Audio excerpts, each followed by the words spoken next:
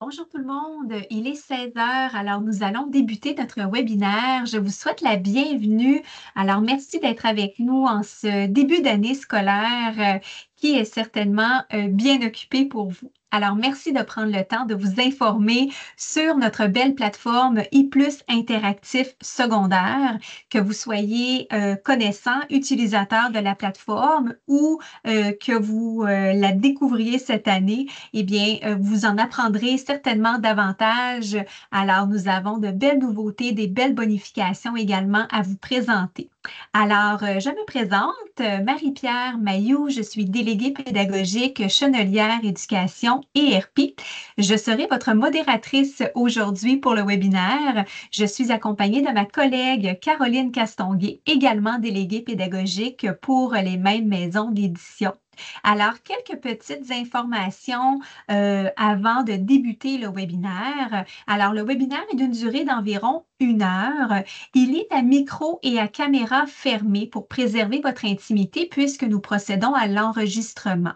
Ceci étant dit, vous recevrez l'enregistrement par courriel par la suite si vous souhaitez le revisionner. Alors, si vous avez des questions pendant le webinaire, vous êtes les bienvenus de me les poser. Je suis là pour y répondre. Je vous invite à utiliser l'outil de clavardage dans la barre d'outils en haut de votre écran.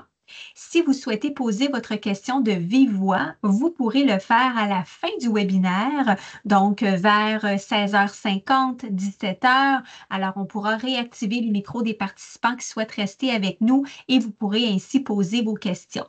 Alors, sans plus tarder, je cède la parole à ma collègue Caroline et je vous souhaite un bon webinaire.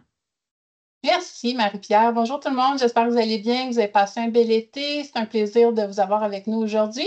Donc, voici sans plus tarder l'ordre du jour en lien avec notre rencontre d'aujourd'hui. Dans un premier temps, on va regarder ensemble comment activer votre code d'accès que vous avez probablement reçu soit par la poste ou via votre administrateur de l'école, donc responsable des achats. Également, on va regarder ensemble comment procéder à la création d'un groupe. En faire la gestion et comment partager des documents avec vos élèves. On va également aller naviguer sur la plateforme, voir les nouvelles fonctionnalités, les outils qui sont mis à votre disposition là, pour faciliter votre enseignement cette année avec la plateforme iPlus Interactif. Et on va terminer avec les différents services offerts chez Chenelière Éducation et ERP. Et également, comme Marie-Pierre vient de le mentionner, répondre aux dernières questions là, qui pourraient rester en suspens. Comme Marie-Pierre l'a bien indiqué, mais cette année, avec la plateforme Plus Interactif, il y a eu une petite refonte de l'interface en tant que telle. Donc, on va regarder ensemble là, les différentes modifications, ajustements qui ont été apportés. Tout ça dans le but, comme je le mentionnais tout à l'heure, de simplifier vraiment là, votre utilisation cette année de la plateforme et des différents outils tout au long de l'année scolaire. Donc, que vous utilisiez des produits de la marque Chenelière ou Éducation ou ERP, vous avez la même porte d'entrée pour la plateforme iPlus Interactif. Ce sera le même accès, dans le fond, pour pouvoir y accéder. Simplement vous rendre à iplusinteractif.com et on va aller voir ensemble comment vous connecter à votre compte et si vous n'avez pas de compte encore de créer, comment procéder. Donc, on va aller directement sur le site Internet. Donc, on peut voir ici, ça m'amène dans la page de connexion où je viendrai indiquer mon adresse courriel et mon mot de passe. Pour ceux qui n'ont pas encore de compte créé, simplement vous rendre dans le bas ici et cliquer sur Créer mon compte. Veuillez noter que la procédure suivante va être la même aussi pour vos élèves. Donc, s'ils n'ont pas encore de compte de créer, ils auront simplement qu'à indiquer une adresse courriel, confirmer celle-ci. On vous invite fortement là, à utiliser l'adresse courriel du centre de services scolaires. Vous aurez à inscrire votre prénom, votre nom et vous créez un mot de passe. Une fois que vous aurez rempli tous les champs au niveau du formulaire, simplement cliquez sur Suivant et ça vous apportera à l'intérieur de votre bibliothèque virtuelle où vous devrez ajouter votre code produit, votre code d'accès. On va aller voir ensemble à quoi ça ressemble, cette fameuse bibliothèque. Je vais retourner à la page de connexion et je vais rentrer mon adresse courriel ainsi que mon mot de passe. Et je clique Connexion. Donc, on peut voir ici, vous êtes dans votre bibliothèque virtuelle. Dans le cas présent, j'ai des produits et j'ai remarqué aujourd'hui qu'on avait des gens avec nous de différentes disciplines, différents niveaux. Donc, vous allez remarquer qu'on a des produits en mathématiques, en français, en géographie également, en sciences. Donc, si vous enseignez une discipline à plusieurs niveaux, vous allez pouvoir ajouter vos différents produits numériques à même la plateforme. Même que vous pourrez, comme je le mentionnais tout à l'heure, ajouter des produits à la fois de la marque RP et de la marque Chenelière à même la bibliothèque virtuelle. Vous allez remarquer qu'on se retrouve à voir, par exemple, ici, la collection Opus 5e secondaire. Juste en bas, vous allez avoir la date d'expiration de votre produit. Donc, ça vous permet de planifier, dans le fond, en fonction pour vous assurer d'avoir un renouvellement avant l'échéance de votre produit numérique. Et vous allez remarquer un petit ajout cette année, donc 60 jours avant la fin de votre accès numérique. Le message va s'afficher, donc vous indiquera dans le fond un compte à rebours. Donc, dans ce cas-ci, par exemple, ma collection complètement géo première secondaire vient à expirer dans 13 jours. Donc, à ce moment-là, vous pouvez procéder à un renouvellement, communiquer avec votre responsable des achats à l'école pour qu'il puisse faire, dans le fond, une demande de renouvellement. Je vous amène avec moi dans le haut à droite de l'écran. Vous allez remarquer qu'à partir du moment où vous recevez votre fameux code qui vient sur un carton, vous allez pouvoir ajouter votre produit numérique. Donc, simplement cliquez sur le bouton en bleu ici et inscrire le code alphanumérique là, qui est à même l'enveloppe sous le petit collant noir. Simplement inscrire le code et cliquer sur Ajouter. Si pour une raison quelconque, en ce début d'année, comme Marie-Pierre le dit, qui est très occupée, vous n'avez toujours pas reçu votre code d'accès, il est possible pour vous de venir cliquer en haut à droite, donc ici dans le bouton blanc, Ajouter un essai gratuit. Donc, vous pourriez cliquer dessus, venir sélectionner l'éditeur, donc par exemple RP, niveau secondaire, et indiquer la discipline ou la matière que vous enseignez. Donc, par exemple, dans le cas présent, j'enseigne au secondaire en mathématiques et j'utilise la collection, par exemple, carrément en maths en première secondaire. Je pourrais simplement venir sélectionner le tout et cliquer Ajouter et fermer. Là, une erreur est survenue, mais il ne devrait pas avoir de problème. Là. Habituellement, vous allez avoir un produit qui va s'ajouter ici dans votre bibliothèque. Si jamais un problème comme celui qu'on vient de voir surgit, n'hésitez pas à communiquer avec votre délégué pédagogique pour pouvoir obtenir là, un code temporaire le temps que votre commande soit placée. Également, toujours dans la page d'accueil de votre bibliothèque virtuelle, j'amène votre attention en haut complètement à droite. Donc, le petit point d'interrogation, ce sera une aide, dans le fond, pour vous là, au courant de l'année à laquelle vous pouvez faire référence. Donc, vous avez accès à la foire aux questions, dans laquelle vous allez avoir des réponses en lien avec la connexion, création de compte, donc un petit peu ce qu'on voit aujourd'hui, des problèmes fréquents que vous pourriez rencontrer, des questions fréquentes et des réponses à celles-ci. Également, vous pourriez communiquer toujours en utilisant le petit point d'interrogation en haut à droite avec nos collègues du soutien technique, donc soit via le clavardage en direct ou par téléphone ou encore vous pourriez remplir un formulaire avec les différents champs ici et envoyer le formulaire et nos collègues vont communiquer avec vous pour pouvoir vous venir en aide. Marie-Pierre, est-ce qu'on a des questions sur cette partie au niveau de la création d'un compte, l'activation d'un produit ou l'ajout d'un essai gratuit? Il n'y a pas de question jusqu'à maintenant, Caroline. Moi, de mon côté, j'ai partagé dans l'espace de clavardage la procédure sous forme PDF qui explique étape par étape l'inscription, la création d'un compte élève, l'activation d'un produit. C'est un document super pratique que vous pouvez même annoter vous-même avec votre propre code groupe. Caroline y viendra un petit peu plus tard et que vous pouvez en fait utiliser ce document comme démonstration dans votre salle de classe en début d'année ou encore le distribuer même là, à vos élèves. Donc, ça vient un peu récapituler ce que vous allez avoir vu par rapport à l'inscription élève pendant ce webinaire. Parfait. Donc, je vous amène avec moi dans un produit pour les besoins de la cause. On va y aller avec Opus 5e année, qui est un produit en français. Donc, en cliquant sur la collection, vous allez remarquer d'emblée, pour ceux qui utilisent la plateforme depuis quelque temps, qu'on a fait des modifications. Donc, maintenant, on a ajouté un menu ici de navigation dans le haut complètement de l'écran. Ce qui est génial parce que ça vous permet en tout temps de pouvoir justement rebasculer vers certaines composantes de la collection. On va aller voir ça et décortiquer ça ensemble. Donc, dans le cas présent, dans notre page d'entrée, la collection Opus propose avec le cahier de savoir et d'activité différentes composantes, donc entre autres, par exemple, ici, le code grammatical ou un fascicule de préparation à l'épreuve unique. Plusieurs de nos collections, que ce soit chez RP ou chez Nolaire Éducation, vont proposer des composantes complémentaires là, au cahier de savoir et d'activité. À ce moment-là, vous allez les retrouver à gauche de l'écran, donc à gauche du document principal. Vous pourrez également naviguer et accéder à ces ouvrages avec le bandeau de navigation dans le haut, donc à travers la section Livres. Vous pourrez sélectionner là, la section que vous voulez consulter à tout moment.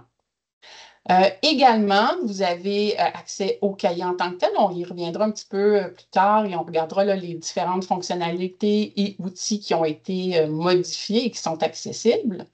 Vous avez accès à la droite ici à tous les documents en lien avec notes pédagogiques ou ouvrages, outils pédagogiques ou numériques pour vous et vos élèves. Donc, entre autres, des activités interactives, des documents reproductibles, des sites Internet, des vidéos. Donc, dépendamment de la collection que vous utilisez, les outils vont varier. Dans le cas des documents reproductibles, un petit ajout cette année, donc si on clique sur les documents reproductibles, vous allez remarquer que si on prend par exemple une fiche de consolidation ou que ce soit une évaluation, on a changé le visuel, donc plus facile pour vous de retrouver est-ce que c'est un format PDF ou un format Word qui devient modifiable, qui vous est rendu disponible. Vous pourrez également remarquer qu'on a conservé la notation là, si c'est un corrigé ou simplement un document reproductible pour vos élèves. Donc ça devrait faciliter grandement là, la recherche des documents reproductibles. De la même façon qu'il est possible, donc à la droite de l'écran, de l'avoir présentement en mode liste ou également de l'avoir en mode vignette. Donc, si je clique sur les 4 petits carrés ici, ça me le met en mode vignette et ça me permet à ce moment-là de pouvoir rapidement voir ce que le document contient ou également, quand je sélectionne à la gauche ici des vidéos, je peux avoir, en sélectionnant le format vignette à la droite, un aperçu de la vidéo qui sera proposée. Donc, ça, c'est l'aspect du contenu.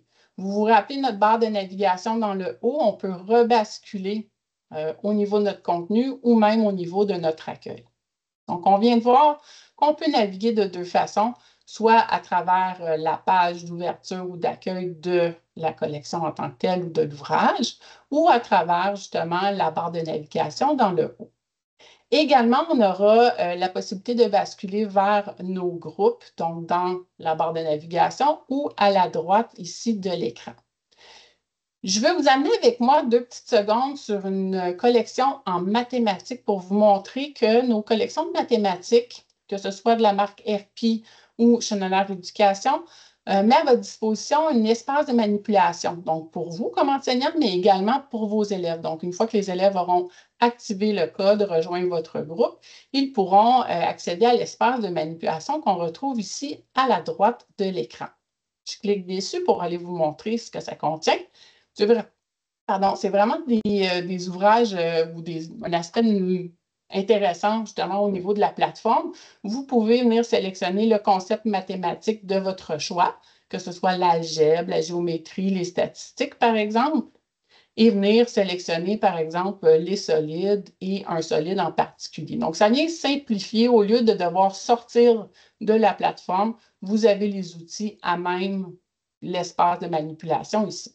Donc, vous pouvez pivoter le tout. Vous pourriez même activer le prisme ici à base carrée. Donc, encore là, pour vous et pour l'élève, c'est un outil vraiment intéressant. Je ne sais pas si vous avez remarqué également dans le coin à droite ici, comme j'ai un ouvrage pour lequel je n'ai pas encore créé de groupe, vous allez avoir un message comme celui-ci qui va vous être disponible. Donc, vous n'avez pas de groupe présentement de créer un groupe.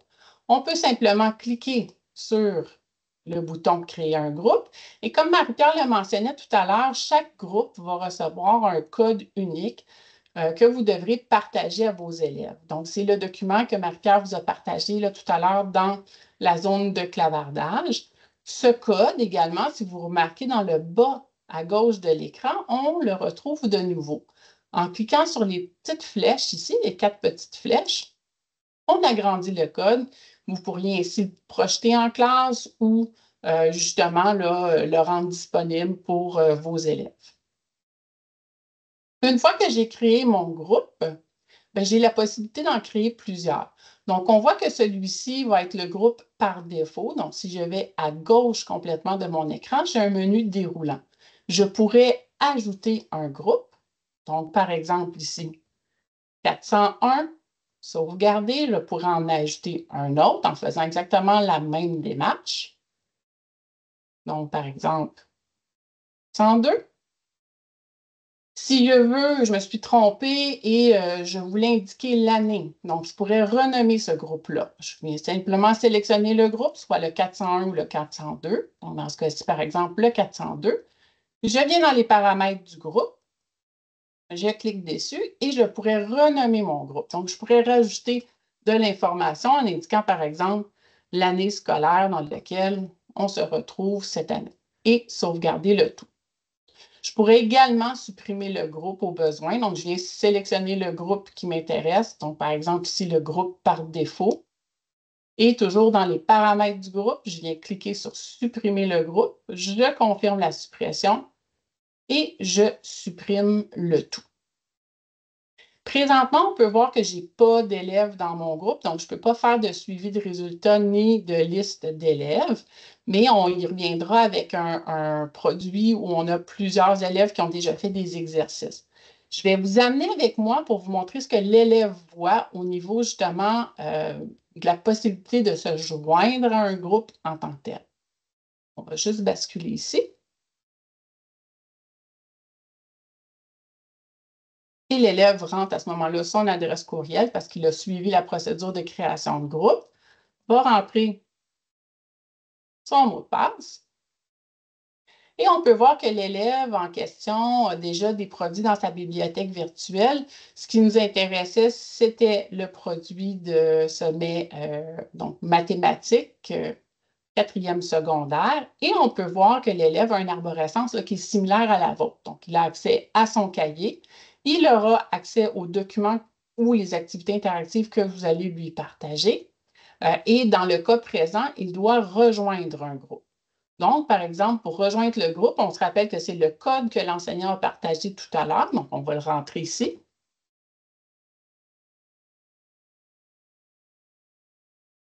Oups. Et on va faire joindre le groupe. Je vais juste 2 petites secondes. Donc, on va rentrer de nouveau le code.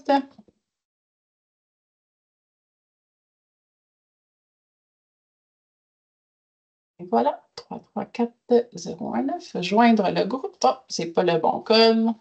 On va rebasculer dans mon...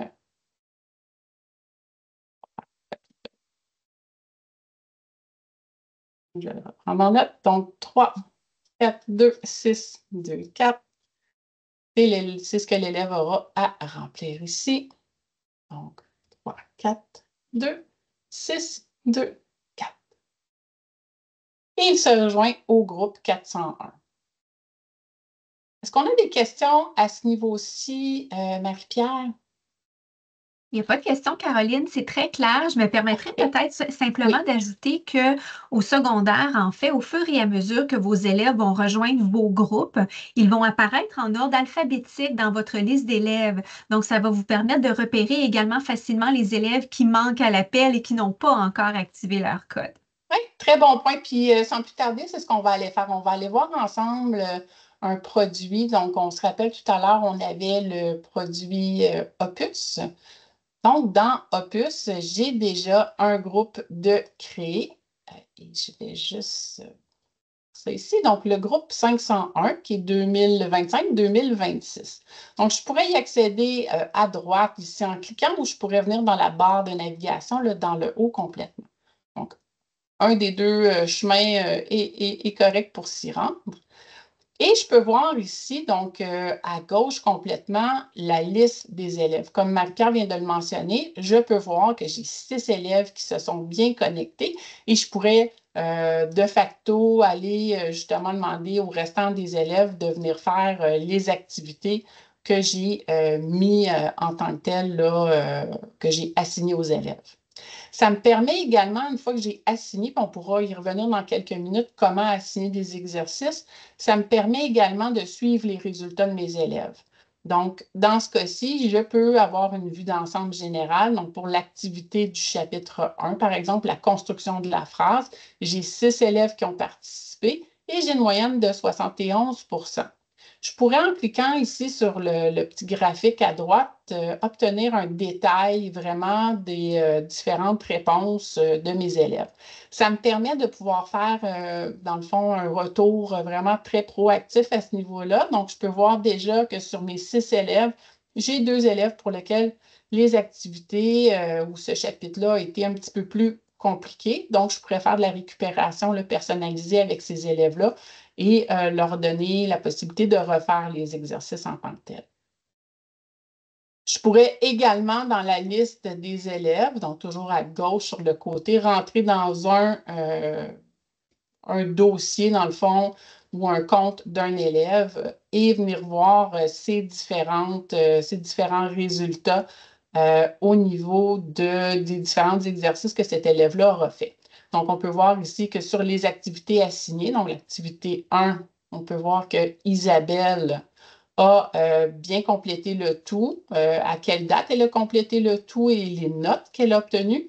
Et je peux voir que l'activité 3 demeure à faire, donc elle doit compléter l'activité.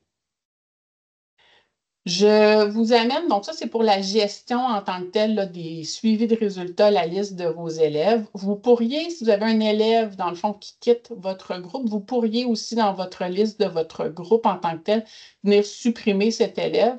Donc, vous pourriez juste venir, par exemple, Isabelle Vizina ici, venir sélectionner complètement à droite le petit bonhomme et venir retirer l'élève du groupe. Donc, je pourrais faire, voulez-vous retirer? On fait retirer et elle disparaît de mon groupe.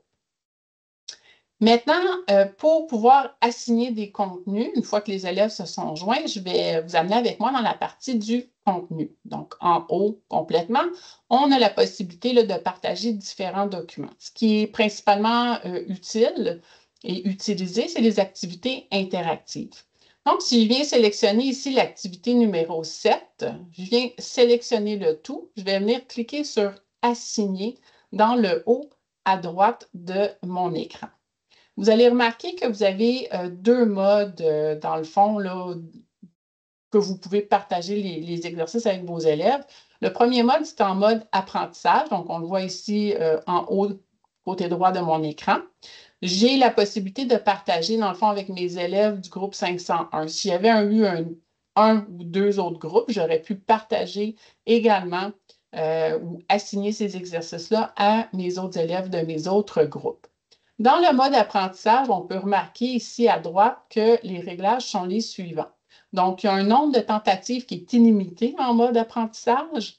Les notes enregistrées, donc conservées, seront le meilleur résultat. Donc, l'élève va refaire et refaire l'activité jusqu'à temps que la compréhension y soit et que l'élève ait une bonne note. Également, on peut voir qu'en mode apprentissage, le corriger des exercices, donc les activités vont être partagées aux élèves et vous aurez la possibilité, si vous le souhaitez, de mélanger l'ordre des questions, donc simplement en faisant glisser le bouton ici, ou même activer un certain minuteur. Donc, si vous voulez utiliser le tout en classe, vous voulez restreindre l'utilisation dans les 30 minutes, par exemple, ou 20 minutes, vous pouvez le sélectionner. Je vous dirais que ces deux options peuvent devenir intéressantes dans le prochain mode que je vais vous montrer, qui est le mode en évaluation dans quelques secondes. L'autre option que vous avez aussi toujours en mode apprentissage, si on continue à droite ici, vous pourriez masquer des questions. Donc, à même cette activité, donc l'activité 7 dans laquelle on se retrouve, on a 5 questions. Vous pourriez décider de masquer la question 1 et la question 3 parce que vous voudriez la couvrir un peu plus tard ou vous ne la couvrirez pas du tout cette année. Et à ce moment-là, rendre disponibles les questions 2, 4 et 5 à vos élèves. Si on bascule en mode évaluation, donc je pourrais assigner l'activité en mode évaluation. Au niveau de l'accès, c'est la même chose. Donc, je vais donner accès au groupe que je souhaite qu'il ait accès à l'activité 7.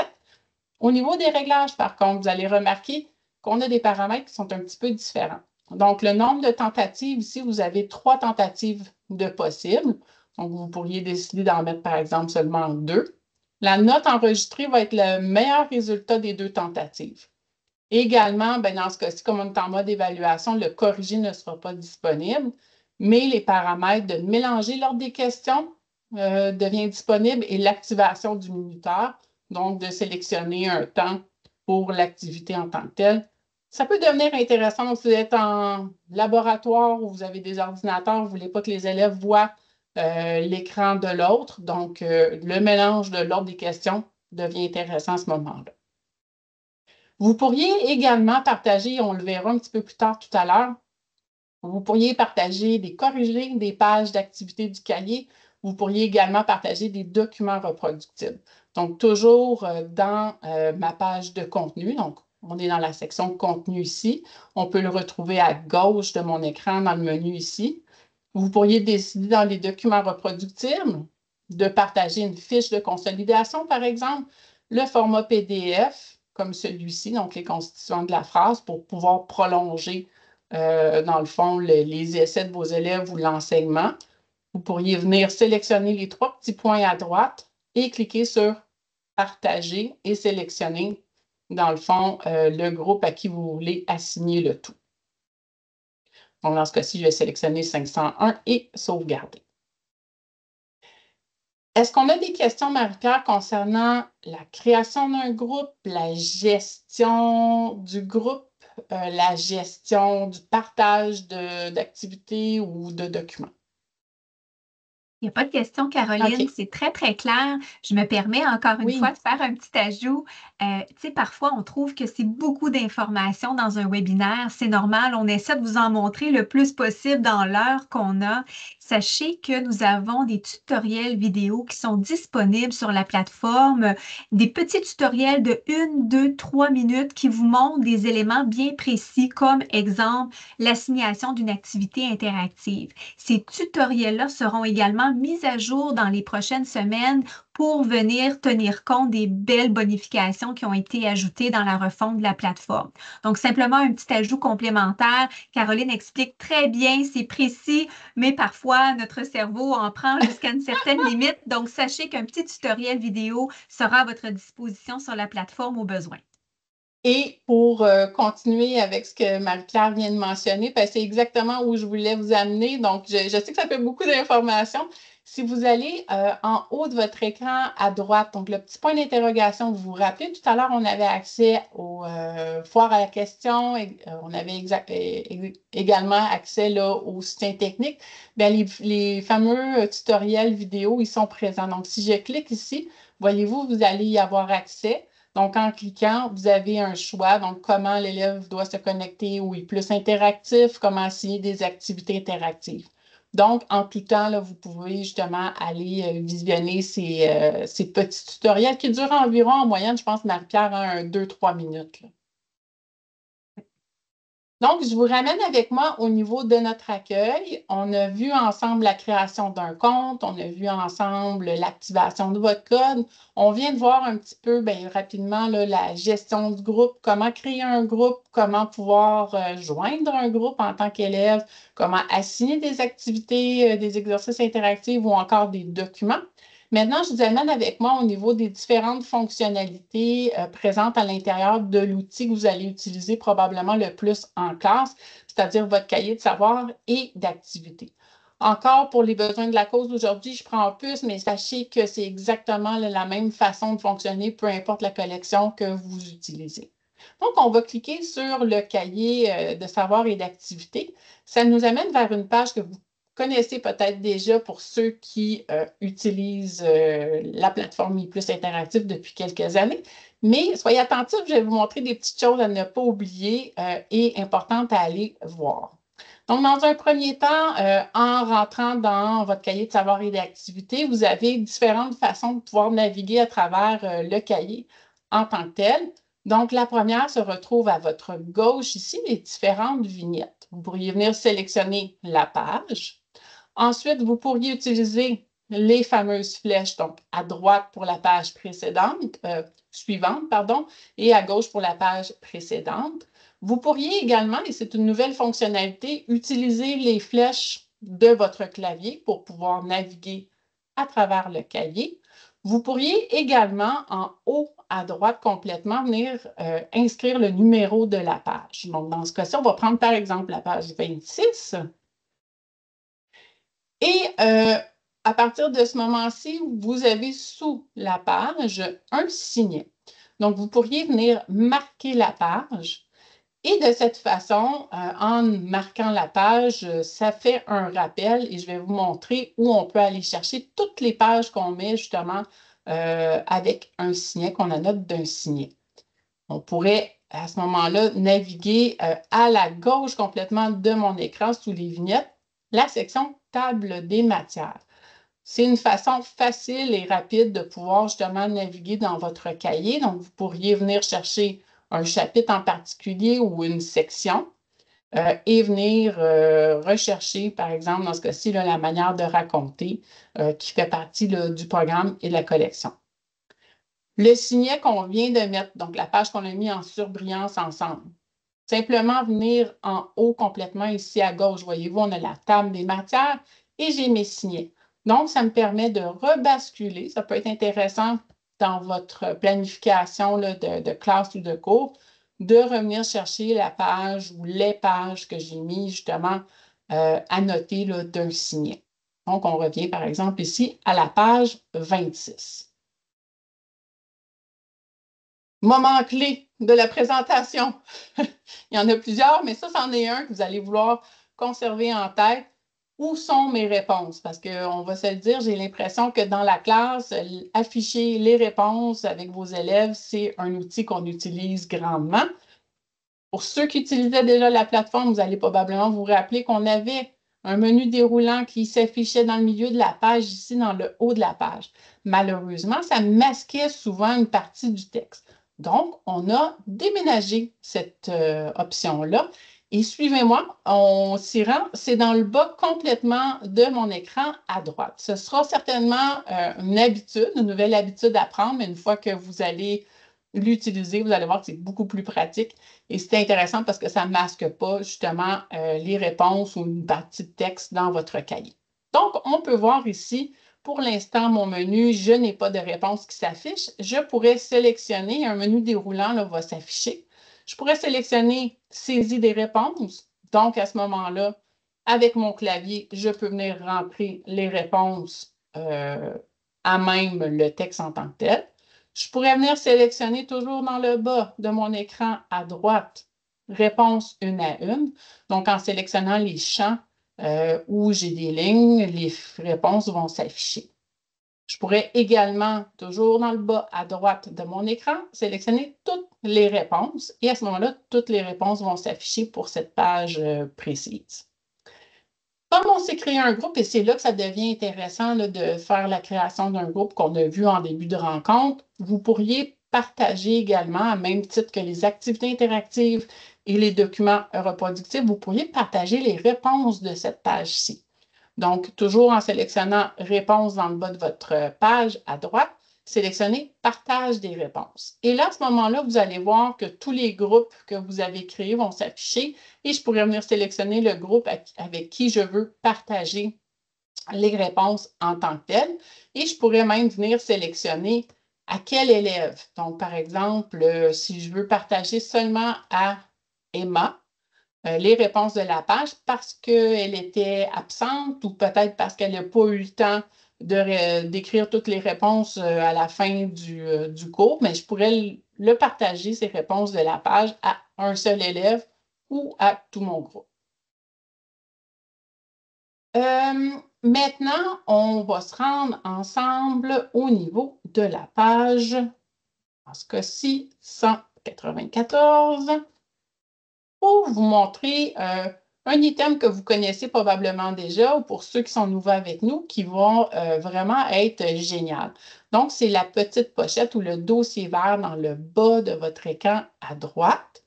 Ça se retrouve à être des contenus, dans le fond, qui sont pertinents, que vous pourriez utiliser, qui deviennent complémentaires au cahier de savoir et d'activité, que ce soit l'assignation d'activités interactives qui viennent simplement là, compléter les apprentissages qu'on fait dans le cahier ou encore les fameux documents reproductibles qu'on a vus tout à l'heure. Donc, vous avez accès à ces données-là de cette manière-ci. Mais en tout temps, vous y avez accès également là, dans le menu en haut de notre écran, dans la barre de navigation. Également, vous avez la possibilité de pouvoir avoir 3 modes d'affichage. Donc, je vous amène avec moi dans le bas de l'écran. Donc, la barre d'outils qui est encore présente. On vient sélectionner ici le petit 1, donc le carré avec un 1. On peut voir que présentement, le mode d'affichage est en une seule page. Je pourrais décider de le mettre en pleine largeur. Donc, on peut voir la différence. Et en cliquant à gauche ici de mon écran, je préfère disparaître les vignettes. Donc, on peut voir que déjà là, pour la projection en classe, ça simplifie le tout. Vous pourriez également, toujours en allant dans le menu d'outils dans le bas de l'écran, changer le mode d'affichage pour un double page. Donc, dépendamment de l'utilisation que vous en faites, vous avez différentes options à ce niveau-là. Sachez que quand vous êtes en mode double page, voyez-vous, tous les outils d'annotation vont disparaître. Ceux-ci sont seulement disponibles dans un mode d'affichage, une page ou pleine largeur.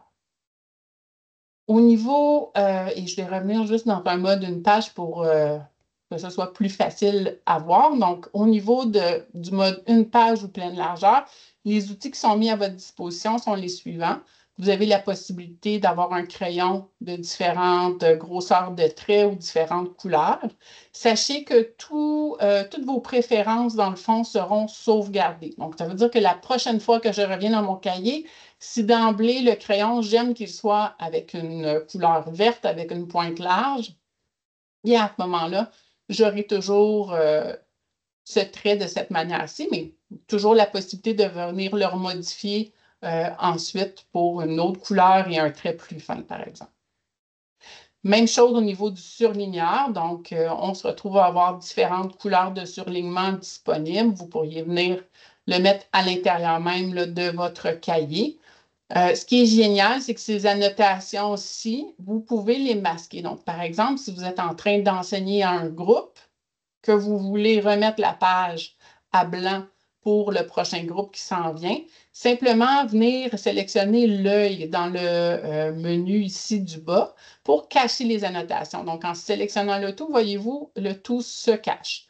Vous pourriez à ce moment-ci recliquer sur l'œil pour avoir vos annotations qui apparaissent. Donc, si dans une planification, vous voulez surligner certains passages du cahier, vous voulez conserver pour la fin, pour que l'élève puisse le faire à la fin de votre partie de cours, bien, à ce moment-là, vous pouvez fonctionner de cette manière-ci.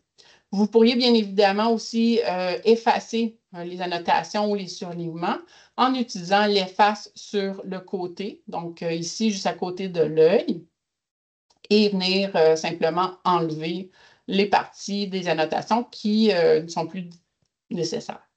Vous pourriez aussi utiliser la fameuse poubelle, donc à côté de l'efface, pour pouvoir supprimer les annotations. Maintenant, juste faire attention, on peut voir ici que c'est un petit changement au niveau là, de la plateforme. Vous pourriez supprimer les annotations sur la page précise ou sur toutes les pages du livre. Donc, juste faire attention selon votre intention là, de sélectionner ou d'annuler la partie là, de ce que vous voulez supprimer. Donc, je vais l'annuler ici, je vais juste utiliser l'efface. Vous auriez également la possibilité de vous mettre des petites notes, donc des post-it, si on peut dire, virtuels. Dans ce cas-ci, ce qui est génial, c'est que vous pourriez vous faire un propre code de couleur. Donc, par exemple, pour tout ce qui est post-it en jaune, venir mettre une note pour vous. Donc, dire, par exemple, que ce sera à l'examen ou de ne pas oublier là, de couvrir cet aspect-ci avec vos élèves. Vous pourriez le fermer et le placer n'importe où là, dans votre cahier. Vous pourriez vous faire toujours à côté là, du surligneur, venir mettre une autre note et décider, par exemple, que les notes en rose, ça vont s'adresser à vos élèves. Donc, on pourrait marquer récupération, par exemple, avec le local et à ce moment-là, partager le post-it avec vos élèves. Donc, automatiquement, tous les élèves qui font partie de vos groupes, qui se sont joints à vos groupes, vont obtenir cette note qui va s'afficher dans leur cahier à la page 194. Dernière petite chose que vous pourriez faire aussi avec les différents outils pour personnaliser votre cahier.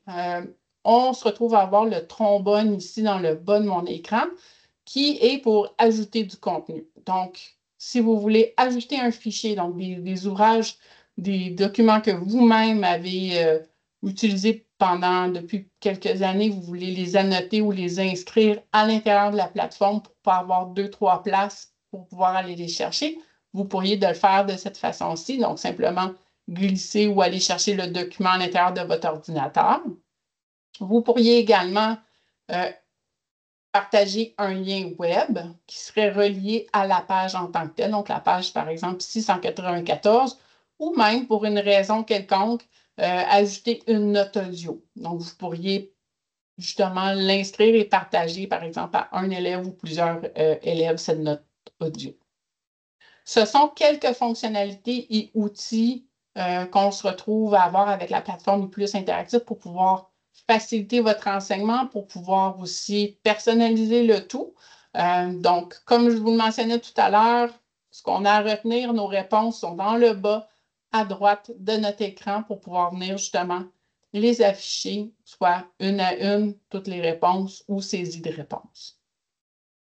Est-ce qu'on a des questions, Marie-Pierre, concernant cette partie de la présentation avec les fonctionnalités là, de la plateforme? Il n'y a pas de question, Caroline. Non? Bon, parfait. Et en tout temps, vous avez, comme on le mentionnait tout à l'heure, la possibilité de revenir à l'intérieur du petit bouton Aide en haut à droite, revenir chercher les informations ou communiquer avec le soutien technique là, au besoin. Bien évidemment, mes collègues et moi, on est là également là, pour répondre à vos questions, pour pouvoir vous épauler dans certains cas si vous avez besoin d'aide pour la création d'un groupe ou vous avez des questions, vous ne vous gênez pas, ça va nous faire plaisir. Si on n'a pas d'autres questions, je pense que ça met fin à la rencontre d'aujourd'hui, mais avant de terminer, je vous laisse avec Marie-Pierre pour la prochaine partie ici. Excuse de vous étourdir, et voilà. Il n'y a pas de souci. Merci, Caro. Oui, en effet. Alors, on vous présente une page didactique où on met en valeur quelques ouvrages de notre section didactique chez Chenelière Éducation. Alors, 3 ouvrages nouveaux, en fait, récents, qui sont d'à propos pour vous, clientèle au secondaire. Alors, on vous propose 3 titres qui pourrait vous intéresser. Alors, on vous invite à aller consulter les extraits PDF qui sont disponibles sur les sites web où vous pouvez consulter les tables des matières des différents ouvrages et leur contenu. Alors, vous avez Gérer les interactions en classe, qui est une belle ressource primaire et secondaire, une Bible pour la gestion de classe, un ouvrage théorique, mais avec une excellente vulgarisation. Vous avez L'art du questionnement, qui est une belle ressource aussi, une adaptation, mais qui s'apparente très bien également avec le cours CCQ. Donc, tout le volet questionnement, questions ouvertes, questions fermées, comment venir stimuler nos élèves, soulever la participation aussi, comment varier le type de questionnement, quel type de questionnement utiliser en période d'évaluation également d'apprentissage. Donc, un bel ouvrage hyper intéressant. Et on termine avec Revitaliser l'enseignement, une belle ressource théorique, mais encore une fois avec une excellente vulgarisation qui vient vraiment parler des conditions favorables d'apprentissage basées sur les données probantes. Alors voilà, vous avez de belles ressources à aller explorer si le cœur vous en dit. La prochaine diapositive, en fait, vous présente les services offerts chez nous, chez Chenelière et chez RP. Alors, nous sommes en début d'année, nous sommes encore en période de réception, de traitement de vos commandes. Si vous avez fait un oubli, qu'il vous manque un accès numérique ou quoi que ce soit, vous pouvez passer commande par courriel. On vous indique les deux adresses courriel à utiliser. Donc, la première, clientèle@tc.tc pour rejoindre le service à la clientèle Chenelière Éducation ou encore le service à la clientèle RP, donc commande au pluriel @rp.com. Pour la pastille du centre, si vous avez une petite coquille problématique technique avec votre ordinateur, votre code d'accès, votre inscription à la plateforme ePlus Interactif, si vous avez un élève qui a perdu son mot de passe ou son Gmail, son courriel, vous pouvez communiquer avec le soutien technique. Vous pouvez leur parler par courriel, par téléphone et il y a également un outil de clavardage en ligne qui est très efficace. Et on termine avec votre délégué pédagogique. En fait, nous sommes une belle équipe de 10 délégués pédagogiques qui couvront l'ensemble du Québec. Alors, vous pouvez vous rendre sur notre site web, vous entrez le nom de votre école, le nom de votre centre de service s'il y a lieu, et vous allez trouver les coordonnées de votre délégué pédagogique. Caroline l'a mentionné plus tôt, si vous avez en fait des questions sur une collection que vous souhaitez recevoir un atelier pour en découvrir les contenus ou encore si vous avez des questions ou avez besoin d'accompagnement en lien avec la plateforme ePlus Interactif, nous sommes là pour vous donner un coup de main et ce pendant toute l'année scolaire. Alors, Caroline, c'est ce qui conclut en fait notre période, notre webinaire. Je vais procéder en fait à l'arrêt de l'enregistrement et également à l'ouverture des micros. Donc, merci à ceux et celles qui ont participé au webinaire aujourd'hui. Si vous n'avez pas de questions, eh bien, vous pouvez quitter. Si vous souhaitez poser une question de vive voix, Caroline et moi restons avec vous encore pendant quelques minutes. Alors, merci tout le monde. Bonne année.